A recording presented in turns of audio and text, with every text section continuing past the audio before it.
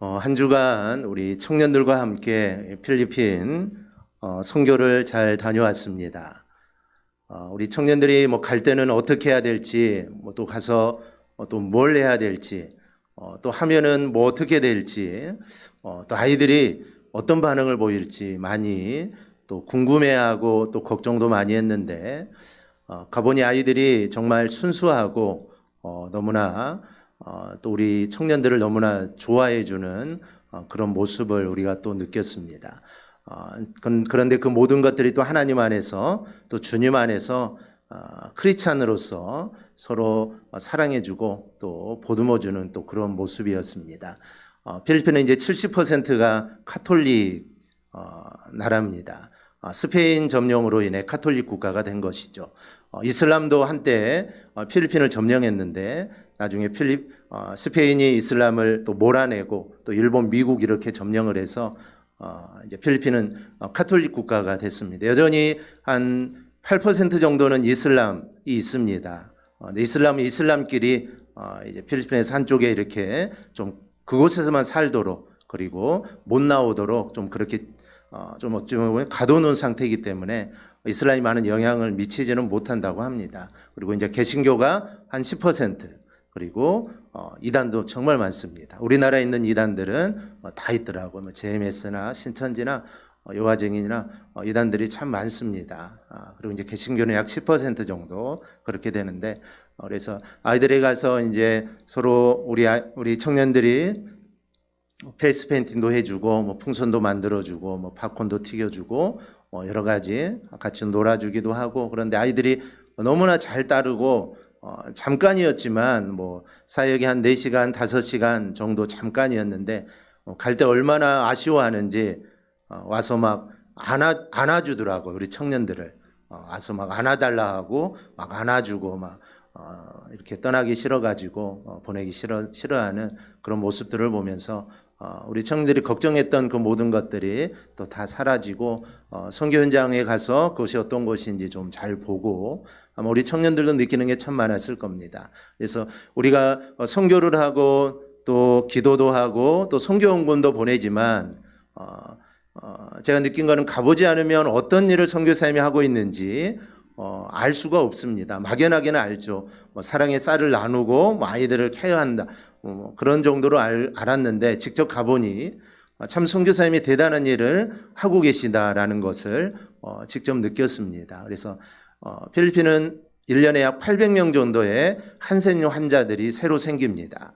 우리나라는 제로인데 아직도 필리핀은 매년 800에서 1000명 정도의 환자들이 계속 생겨납니다. 그래서 그 환자들을 치료하는 병원이 있고요. 그리고 병원 한쪽에 현재 환자들을 따로 또 치료하는 병동이 또 따로 있습니다. 그래서 선교사님은 그들을 계속 케어하고 찾아가서 돌보고 또 치료받고 나온 사람들이 한 곳에 또 모여 사는데 그곳에 가서 매달 아마 정기적으로 또 쌀을 이렇게 나누어 주는 일들을 계속 합니다. 그런데 한센의 치료를 받은 그 사람들은 국가의 지원이 없습니다. 그래서 입원해 있을 때는 국가가 치료를 해주는데 이제 치료가 다 끝난 상태, 치료가 끝났다는 것은 이제 손가락도 없으신 분들도 있고 손목이 없거나 그런 부분이 없겠죠. 그래서 일을 할 수가 없습니다. 그런데 국가의 지원도 없죠. 그래서 살아갈 수가 없습니다. 그래서 그들에게 최소한의 먹고 살 수 있는 이 쌀을 계속해서 공급을 하는 것이죠. 선교사님이 그분들에게 내가 15일은 책임져 줄 테니 너희가 15일은 너희가 좀 책임을 져라. 그래서 선교사님은 어떻게든 한 달에 15일은 먹고 살 수 있도록 쌀을 계속 후원을 받아서 계속해서 이렇게 후원을 해주시면서 그 사역을 감당하고 있습니다. 그래서 선교사님이 이렇게 돌보고 있는 그 가정들이 한 100가정이 넘는 가정인데요. 한 4군데 정도 됩니다. 그래서 저희가 95가정 정도 방문을 해서 쌀 5kg, 그 한 봉지가 5kg입니다. 그러면 한 10일 정도 이제 걱정하지 않고 이제 식사를 할 수 있는 그 양인데, 그래서 저희가 95가정을 방문해서 우리 성도님들이 또 헌금해 주신 그 금액을 가지고 쌀을 구입해서 이렇게 나누어 주었습니다. 그래서 한 3, 40가정 돌보고 계시는데 거기는 쌀 한 포대가 25kg, 우리는 10kg, 20kg 있는데 한 포대가 25kg라고 그러더라고요. 그래서 한 킬로가 그 25kg가 한 5만 원. 그래서 쌀이 싼 편은 아니더라고요. 싼 줄 알았는데 물가가 그렇게 싸지 않아서 25kg가 한 5만 원 정도. 그래서 그걸 5개로 나누어 가지고 이렇게 주었는데요. 그래서 생각하기를 한 5kg 정도면 그러면 한 달 아무 걱정 없이 그렇게 보낼 수 있겠다라는 또 그런 생각을 좀 했습니다. 그래서 기회가 된다면 이렇게 5kg보다는 정말 한 포대씩 이렇게 주면은 얼마나 좋아할까. 그리고 그 마을마다 그 사역자가 있습니다.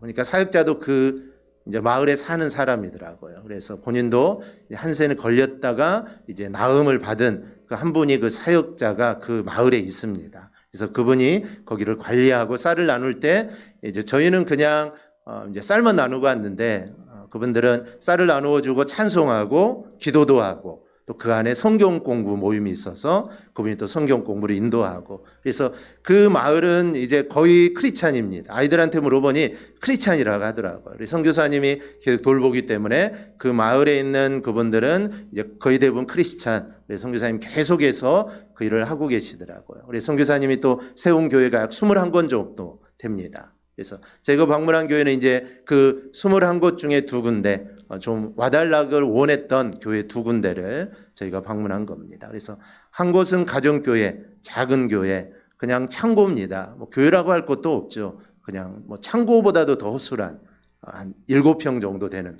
근데 거기에 꽉 차서 예배드리고 한 곳은 이제 건물을 한국교회 후원을 받아서 2층으로 건물을 지은 교회입니다. 그래서 약 3,500만 원 정도 후원을 받아가지고 2층 건물을 지어서 거기는 이제는 건물이 있기 때문에 좀 더 좋은데 그런 교회를 한 21군데 개척을 하시고 매번 이제 가서 그 교회를 돌보십니다. 그런데 이제는 각 그 교회마다 사역자가 다 세워져 있어서 현지 사역자들이 그 교회를 이제 운영을 합니다. 그래서 헌금을 가지고 뭐 전기세도 내고 그 전에는 이제 선교사님이 다 전기세도 내주고 뭐 관리도 다 했는데 이제는 그 교회 자체적으로 전기세도 내고 관리를 하도록. 근데 사례는 줄 수 없다 하더라고요. 그만큼 헌금은 들어오지 않기 때문에 사례는 줄 수 없어서 모든 사역자들이 다 직업이 있습니다. 그래서 평일에는 직장에 다니고 이제 주일날 거기는 주일날 단 한 번 예배 있습니다. 다른 예배는 없고요. 한 3시간 동안 예배 드린다 하더라고요. 1시간 찬양하고 또 성도들 나와서 간증하고 일주일간 살았던 삶 간증하고 또 설교하고 그렇게 해서 3시간. 선교사님은 3시간 너무 이게 얼마나 힘듭니까? 우리도 만약 3시간 예배한다면 얼마나 힘들겠습니까?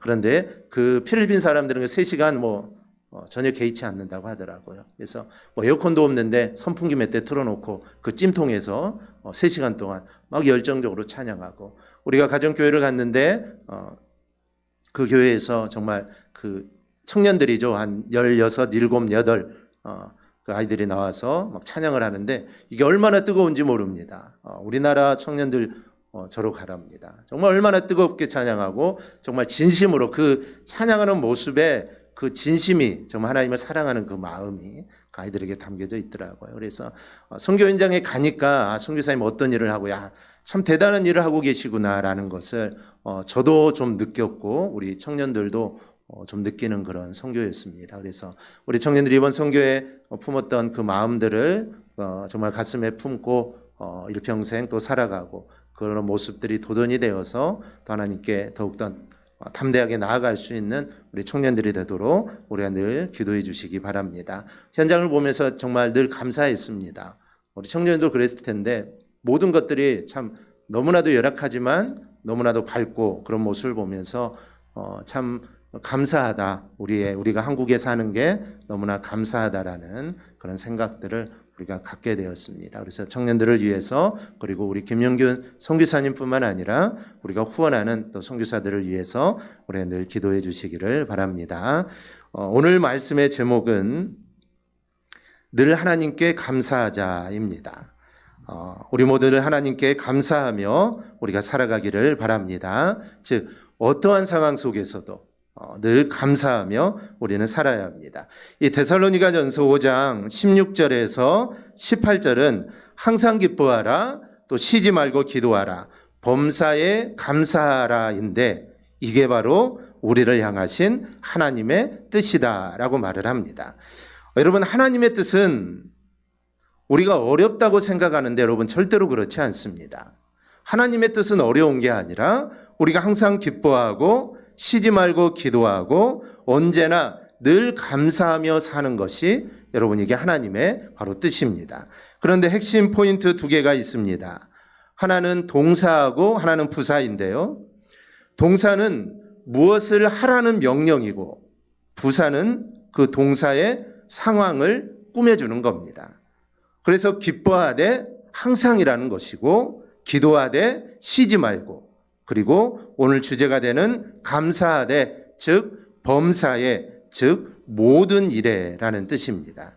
이 말은 우리가 어떻게 감사해야 할지의 방향을 우리에게 말해줍니다. 즉 모든 일, 쉽게 말해서 일이 잘 될 때나 잘 되지 않을 때 그리고 또 기쁠 때나 또 기쁘지 않을 때 언제든지 너희가 그렇게 감사하라라는 그런 내용입니다. 그래서 영어 성경은 우리는 그냥 범사에 감사하라라고 말을 하는데 영어 성경은 모든 환경에서 감사하라라고 이렇게 번역을 합니다. 그렇다면 이런 감사를 여러분 누가 할 수 있을까요? 즉 모든 환경에서 우리가 요셉을 통해 우리가 배울 수 있습니다. 우리는 요셉을 위대한 믿음의 조상이라고 하죠. 하지만 그에게는 말할 수 없는 시련들이 있었습니다. 형들에 의해서 노예로 팔려가게 되고 또 보디발의 아내 때문에 억울하게 옥살이를 하게 됩니다. 우리가 이런 상황이라면 여러분 감사할 수 있을까요? 요셉도 마찬가지입니다. 성경 어디를 봐도 요셉이 이런 상황 속에서 감사했다라는 말을 우리는 찾을 수 없습니다. 그러면 야 우리와 다르지 않다. 그도 그런 환경에서 감사하지 않았다는 것을 보면서 우리와 다르지 않다라고 생각할 수 있는데 이 창세기 50장 20절을 보면 요셉이 이렇게 말합니다. 당신들은 나를 해하려 하였으나 하나님은 그것을 선으로 바꾸사 오늘과 같이 많은 백성의 생명을 구원하게 하려시려 하셨나니. 즉 요셉은 성경에 감사했다라는 말은 없지만 요셉은 모든 상황 속에서 하나님이 선으로 바꾸실 것을 그는 믿었다라는 것입니다. 즉 감사했다는 말은 없지만 이런 성경의 말씀이 그가 분명히 감사하며 살았다는 것을 우리가 알 수가 있습니다. 이렇다 하나님께서는 모든 상황을 선으로 바꾸실 것을 믿는 믿음을 가진 자만이 하나님 앞에 즉 모든 일에 우리가 감사할 수 있습니다.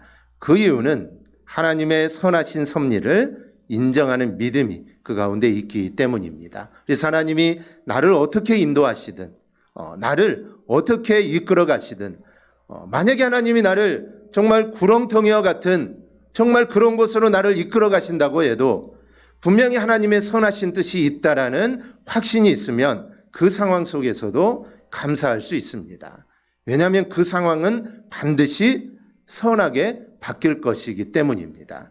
사도 바울은 로마서 8장 28절에서 이렇게 말씀합니다. 우리 함께 보겠습니다.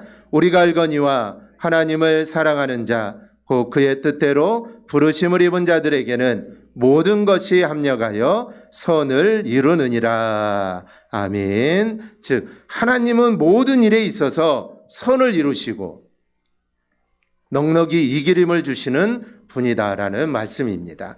바로 이러한 사실을 인정하며 믿을 때 성도는 어떤 상황 속에서도 감사하며 살 수가 있습니다. 이 사도행전 16장을 보면 바울과 실라가 점치는 귀신 들린 여종에게서 귀신을 내어 쫓아줍니다. 그러다가 그 주인에게 고발이 되어서 그들이 매를 맞고 빌립보 감옥에 갇히게 되죠. 그런데 이들은 그 상황에서 두려워하지 않고 하나님을 찬양합니다. 이러한 일을 이들이 이룰 수 있었던 것도 바로 하나님의 선하신 섭리를 그들이 믿었기 때문에 그 상황 속에서도 그들은 감사한 겁니다. 여러분 우리도 충분히 이룰 수 있습니다.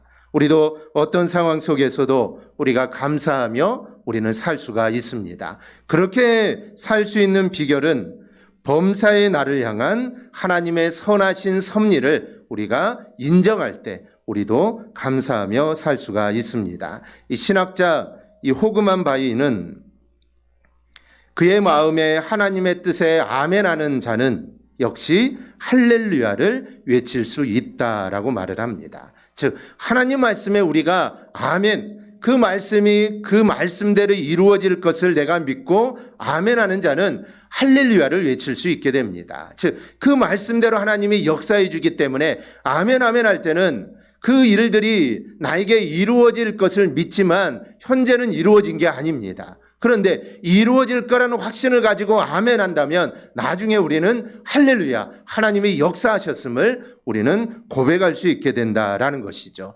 우리도 우리의 모든 상황 속에서 우리가 아멘으로 하나님께 영광 올릴 수 있기를 바랍니다. 그리고 나중에 할렐루야라고 하나님께 영광 올리는 우리의 삶이 꼭 될 수 있기를 바랍니다. 이 보통 감사에는 세 가지가 있습니다. 첫째는 어떤 상황 속에서도 감사하지 못하는 사람입니다. 이 사람은 기쁘든 슬프든 일이 잘 되든 일이 잘 되지 않든 그 사람은 절대로 감사하지 않습니다. 둘째는 좋을 때 기쁠 때 일이 잘 될 때만 감사하는 사람입니다. 이 감사하지 못하는 사람보다는 낫지만 이것 또한 성숙하지 못한 모습입니다. 성도 중에도 이런 경우가 많습니다.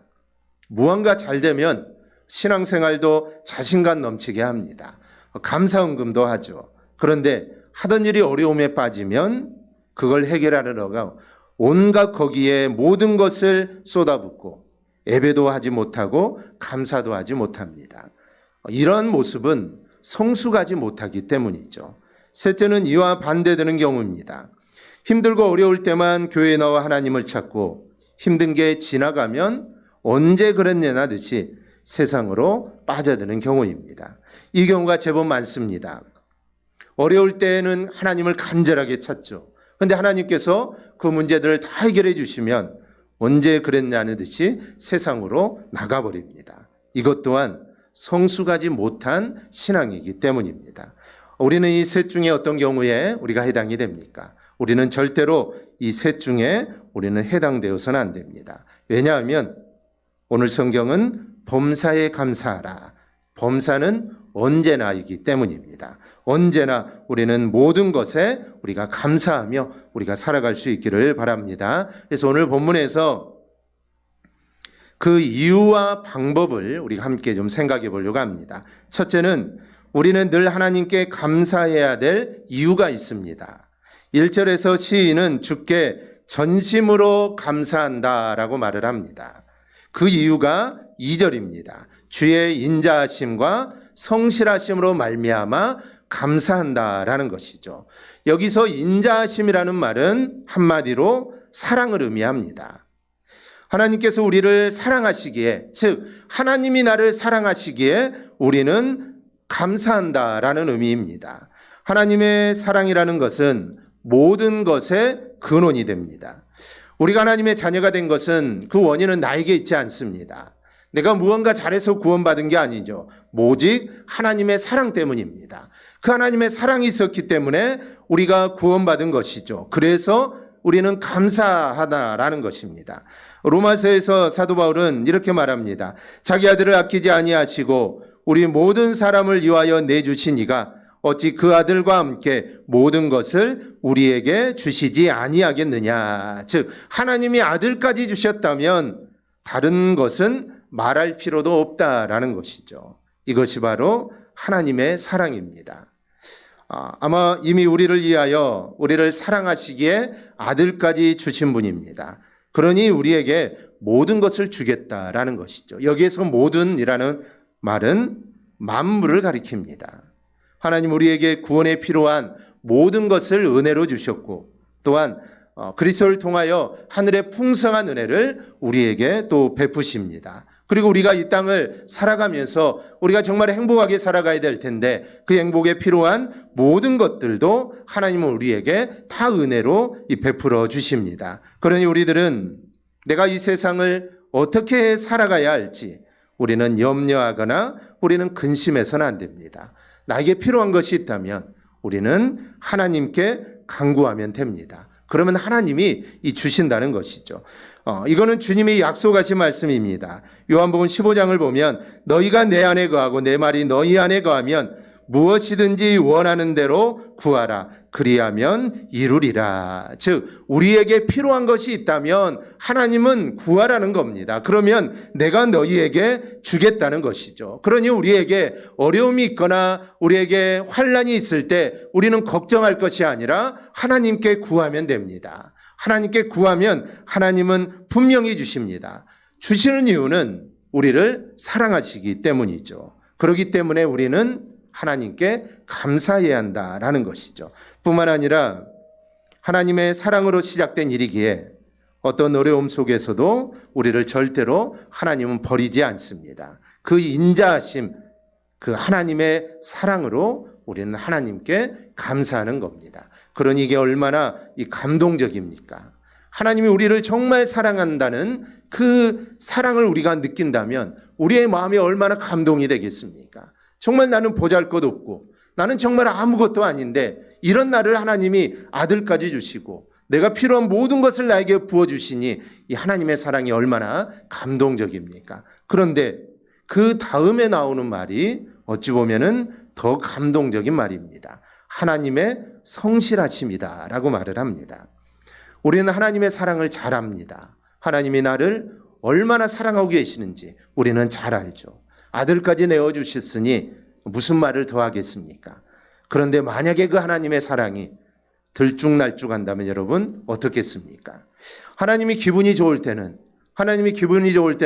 우리를 구원해 주시지만 그렇지 못할 때 우리가 구원받지 못한다면 이게 어떻게 되겠습니까? 나에게 큰 환난이 왔습니다.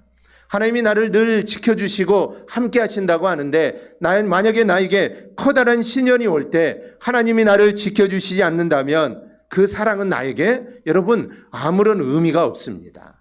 잘 될 때만 지켜주고 잘 될 때만 함께하고 하나님 마음이 좋을 때만 구원해 주었다가 하나님 기분이 좋지 않으면 우리를 버린다고 하고 만약에 어려움이 있을 때 하나님이 나와 함께하지 않는다면 그 하나님의 사랑은 여러분 아무런 의미가 없습니다. 그 하나님의 사랑을 받아봤자 이 무엇이 되겠습니까? 그런데 하나님은 인자하실 뿐만 아니라 성실하십니다. 여러분 이 성실하다는 단어의 뜻은 불변이라는 뜻입니다. 절대로 변하지 않습니다. 즉 하나님의 사랑은 어떠한 상황 속에서도 여러분 절대로 변하지 않습니다. 내가 죽을 병에 걸렸을 때도 아니면 내가 정말 어려운 일을 당했을 때도 하나님의 사랑은 여러분 절대로 변하지 않습니다. 그 하나님의 사랑은 계속해서 나에게 온다라는 것이죠. 우리는 그것을 믿어야 합니다. 아니 내가 믿든 믿지 않든 하나님의 사랑은 그렇습니다. 그래서 우리는 하나님께 감사하며 나갈 수 있다라는 것입니다.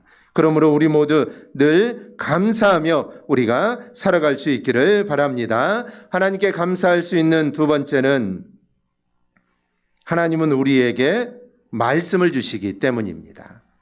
2절을 보면 시인은 이렇게 말합니다. 주께서 주의 말씀을 주의 모든 이름보다 높게 하셨음이라. 이 말씀은 시적인 표현인데요.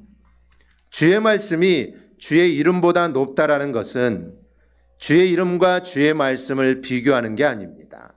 이 말씀은 주님의 말씀이 그만큼 높다라는 것을 이야기합니다. 4절은 세상의 모든 왕이 주께 감사해야 하는데 그 이유를 그들이 주의 입의 말씀을 들었기 때문이다 라고 말을 합니다. 이어서 시인은 5절에서 여호와의 도, 즉 여호와의 말씀 자체가 노래할 대상이다라고 말을 합니다. 거짓신들은 우상들은 두려움을 주어서 자신에게 매여 있게 합니다. 제사를 비롯한 우상 숭배하는 모습들을 여러분 자세히 들여다보십시오. 전부 똑같습니다. 신들에게 해코지 당하지 않으려고 신을 어르는 것이죠. 신을 얼어서 우리에게 복을 달라는 것입니다. 그렇게 하지 않으면 우상들이 우리에게 벌을 내리지 않을까 두려워서 그 신에게 제사를 드려서 그 신을 달래는 것이죠. 달래면서 우리에게 화를 주지 말고 우리에게 복을 주라라는 것입니다. 우상을 섬기는 모든 이유는 거기에 있는 것입니다. 그런데 하나님은 그런 막연한 두려움으로 우리를 공포에 몰아넣는 분이 아니라 우리에게 말씀을 주셔서 우리가 어떻게 해야 할지를 우리에게 하나님은 알려주십니다. 이렇게 말하시는 시는 여호와 하나님밖에 이 세상에 없다라는 것이죠. 그래서 우리는 하나님께 감사하는 것입니다. 우리 하나님도 세상의 우상들과 똑같다면 우리가 얼마나 불안하겠습니까? 그래서 하나님을 늘 달래야 되는데 하나님은 그런 분이 아니라 말씀을 주셔서 우리가 행할 길을 우리에게 알려주신다는 것이죠. 언제나 감사해야 되는 세 번째는 그야말로 어느 누구도 범접할 수 없는 영광을 가지신 유일한 분이 하나님이시기 때문입니다. 시는 5절 하반절에서 여호와의 도를 노래한다면서 그 이유를 여호와의 영광이 크심이다 라고 말을 합니다. 하나님의 영광이 크다는 것은 하나님이 전능하신 창조주라는 사실을 이야기합니다. 그래서 시편 19편 1절에서는 하늘의 하나님의 영광을 선포하며 궁창이 그의 손으로 하신 일을 나타내는도다. 영광을 이야기할 수 있는 분은 오직 하나님 한 분밖에 없다라는 겁니다. 그런데 그 하나님이 바로 나의 아버지가 되십니다. 그 하나님이 다른 분이라면 이 문제가 좀 달라지지만 이 세상을 창조하신 전능하신 하나님이 바로 나의 아버지입니다. 내가 그분을 아빠 아버지라고 우리가 부르죠. 그러니 이게 얼마나 큰 영광입니까? 그래서 우리는 늘 하나님께 우리는 감사해야 합니다. 앞에 하나님께 감사할 이유를 두 가지를 말씀드렸습니다. 하나는 하나님의 인자하심과 성실하심이 영원하다. 그리고 하나님은 말씀으로 길을 밝혀주시는 분입니다. 그런데 만약 하나님의 영광이 보잘것없거나 평범한 것이라면 이게 무슨 소용이 있겠습니까? 능력도 되지 않으면서 사랑한다고 하고 내가 너를 보살펴 주겠다라고 한다면 그 하나님의 사랑은 나에게 다가오지 않을 겁니다. 그런데 전능하신 하나님이시기에 그 인자하심과 성실하심 그리고 그의 말씀에 여러분 의미가 있는 겁니다. 우리 하나님 이렇게 영광이 크신 분이고 절대로 비교할 수 없습니다. 그러므로 우리는 어떤 상황 속에서도 늘 범사에 감사하며 우리가 살아가기를 축원합니다. 둘째는 어떻게 감사할 수 있을지 그 방법을 우리가 생각해 보겠습니다. 우리가 감사할 대상은 오직 하나님 한 분입니다. 하나님께 감사하는 방법이 이 시에 잘 나타나 있습니다. 1절을 보면 내가 전심으로 주께 감사한다라고 하면서 주께 찬송한다라고 합니다. 우리가 하나님께 감사하는 첫 번째 방법은 찬송하는 것입니다. 찬송은 하나님을 높이는 것인데 이것이 감사의 기초입니다. 세상에서도 감사할 일이 있으면 노래를 부르죠. 부모님의 은혜에 감사해서 노래를 부르고 스승의 은혜에 감사해서 우리가 노래를 부릅니다. 이것이 감사의 여러분 기초입니다. 그래서 우리는 감사한 일이 있을 때 하나님을 찬양해야 합니다. 5절에도 그래서 여호와의 도를 노래한다라고 말을 합니다. 이렇게 찬양하는 것은 바로 감사하는 방법입니다. 그러므로 여러분들 찬송하며 우리가 살아갈 수 있기를 바랍니다. 감사할 일이 있을 때 우리는 하나님께 찬송을 올려드려야 합니다. 기쁠 때도 찬송하고 또 슬플 때도 우리는 찬송해야 합니다. 기쁠 때는 당연히 찬송해야겠죠. 하지만 우리가 슬플 때 하나님을 찬양하게 되면 그 슬픔이 변하여 기쁨이 될 줄 믿습니다. 그래서 우리는 늘 찬양해야 합니다.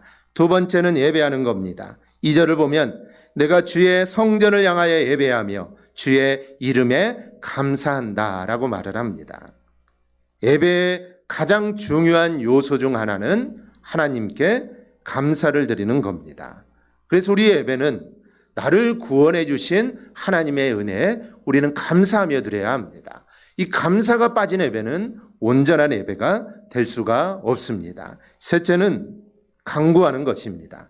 3절을 보면 내가 간구하는 날에 주께서 응답하시고 내 영혼에 힘을 주어 나를 강하게 하셨나이다. 하나님께 은혜 받은 사람들은 하나님께 모든 것을 맡깁니다. 그래서 어려운 상황을 만나거나 아니면 있어야 할 것이 없을 때 하나님께 간구하는 삶을 살게 됩니다. 그럴 때 하나님께서는 그를 강하게 하시고 세상 어느 것도 그를 무너뜨리지 못하도록 그를 붙잡아 줍니다. 이렇게 바로 기도하는 것이 바로 하나님께 감사하는 방법입니다. 네 번째는 그의 말씀을 듣는 겁니다. 4절을 보면 세상의 모든 왕들이 주께 감사할 것은 그들이 주의 입의 말씀을 들음이다 라고 말을 합니다. 여러분, 말씀을 듣는다는 것은 단순히 귀로 듣는 게 아닙니다. 그 말씀대로 따르는 것을 의미합니다. 따라서 하나님께 감사한다는 것은 하나님이 기뻐하시는 뜻대로 살아가는 게 바로 감사하는 겁니다. 이 감사는 정말 많이 하는데 말씀과 거리가 먼 삶을 산다면 그것처럼 공허한 감사는 여러분 없습니다. 하나님께 진정 감사하는 사람은 하나님의 말씀대로 살아가게 되어 있습니다. 따라서 하나님께 감사하는 것은 여러분 특별한 게 아닙니다. 하나님을 찬송하고 예배하는 게 여러분 감사하는 겁니다. 그래서 오늘 우리가 지금 하나님께 감사하는 것이죠. 하나님 앞에 나와 찬송하고 예배하고 또 기도하고 우리가 오늘 이 시간 예배하기 때문에 이 자체가 바로 우리가 하나님께 감사를 드리는 겁니다. 그런데 이것으로 끝나서는 안 됩니다. 하나님의 말씀을 따라 우리는 살아야 합니다. 그게 진정한 감사의 이 모습입니다. 사실 이것은 성도들이 살아가야 할 여러분 마땅한 모습이죠. 그러니 우리는 말로만 일시적으로 감사하는 것이 아니라 언제나 그리고 모든 것으로 감사를 우리는 드리는 겁니다. 이런 모습은 일시적인 게 아니라 늘 해야 합니다. 그래서 범사에 감사하라라는 것이죠. 여러분, 한번 찬송을 한번 자주 해보십시오. 그러면 찬송의 마지막에 나오는 말이 뭘까요? 그거는 하나님 감사합니다입니다. 기도를 자주 해보십시오. 기도하다 보면 역시 맨 나중에 나오는 말은 하나님 감사합니다입니다. 기도할 때 우리 안에 어려움을 가지고 힘든 일을 가지고 해결해야 할 문제를 가지고 기도하지만 기도를 하다 보면은 마지막에는 이 감사가 나옵니다. 문제는 해결되지 않았지만 하나님 감사합니다라는 고백이 저절로 나오게 되죠. 매일 말씀을 한번 묵상해 보십시오. 역시 내 마음속에서 나오는 말은 하나밖에 없습니다. 하나님 감사합니다. 말씀을 읽을 때마다 하나님 감사합니다라는 말이 나올 수밖에 없습니다. 예배하는 자가 하나님 앞에 나가는 자세는 바로 여러분 이것밖에 없습니다. 왜 이렇게 되는가 하면 찬양하다 보면 기도하다 보면 예배하다 말씀을 묵상하다 보면은 하나님이 정말 나를 사랑하시고 나를 붙들어 주시고 나를 인도하신다는 것이 내가 느껴지기 때문입니다. 하나님이 나를 얼마나 사랑하는지 내가 느끼기 때문에 내 입술에서 나오는 말은 감사하다라는 말밖에 나올 수 없는 것입니다. 여러분, 감사합니다. 이 말 외에 어떤 어구가 필요하겠습니까? 그러니 우리는 언제나 찬양, 기도, 말씀 속에서 여러분 살아갈 수 있기를 바랍니다. 그러면 그럴수록 우리는 하나님의 은혜에 확신을 하게 되고 그리고 우리의 삶은 감사가 넘치는 삶이 될 줄 믿습니다. 셋째로 우리는 환난 중에도 감사하는 성도가 되어야 합니다.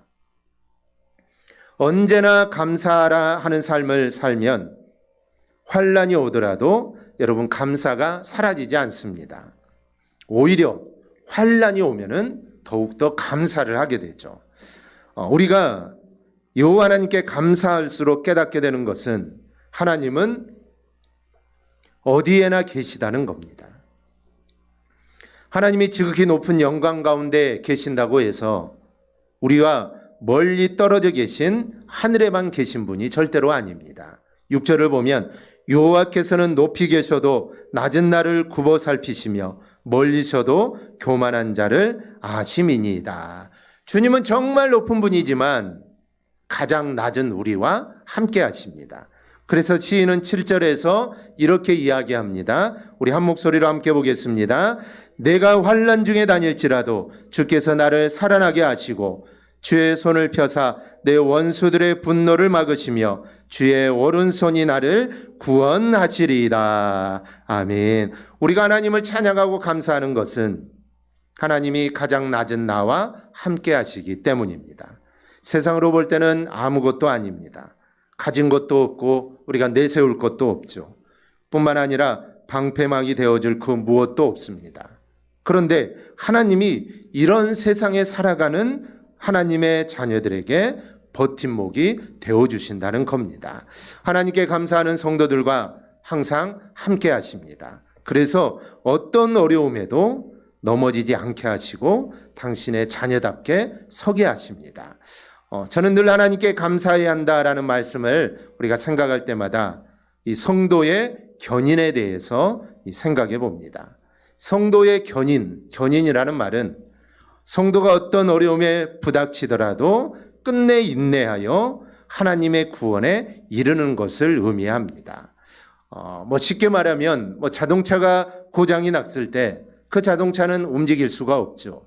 하지만 어떤 차가 그 차를 견인해 간다면 목적지까지 도달할 수가 있습니다. 하나님은 우리를 그렇게 견인해 가시는 겁니다. 우리가 세상을 살면서 하나님의 뜻대로도 살지 못하고 말씀대로도 살지 못하고 어떨 때는 내 욕심대로 내 뜻대로 내가 하고 싶은 대로 내 마음대로 우리가 살아갑니다. 마치 고장난 자동차와 같죠.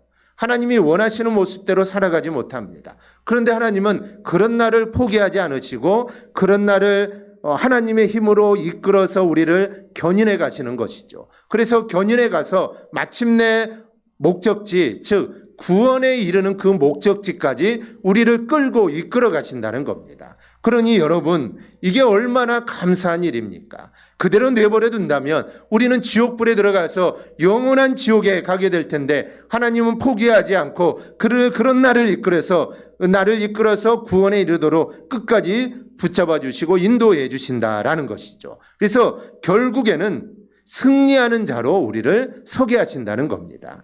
그 내용이 로마서 8장 35절 37절에 있습니다. 누가 우리를 그리스도의 사랑에서 끊으리요? 환난이나 공고나 박해나 기근이나 적신이나 위험이나 칼이라. 그러나 이 모든 일에 우리를 사랑하시는 이로 말미암아 우리가 넉넉이 이기느니라. 아멘. 우리를 그리스도의 사랑에서 여러분 끊을 자가 없습니다. 어떤 어려움도 우리를 쓰러뜨릴 수 없습니다. 하나님이 나를 감싸시고 나를 보호하시기 때문이죠. 우리는 넉넉이 이깁니다. 다만 우리에게 필요한 것은 그런 여호와 하나님을 의지하여 언제나 감사하며 우리가 살아가는 것입니다. 언제나 범사의 모든 상황 속에서, 이 모든 상황은 모든 것을 포함합니다.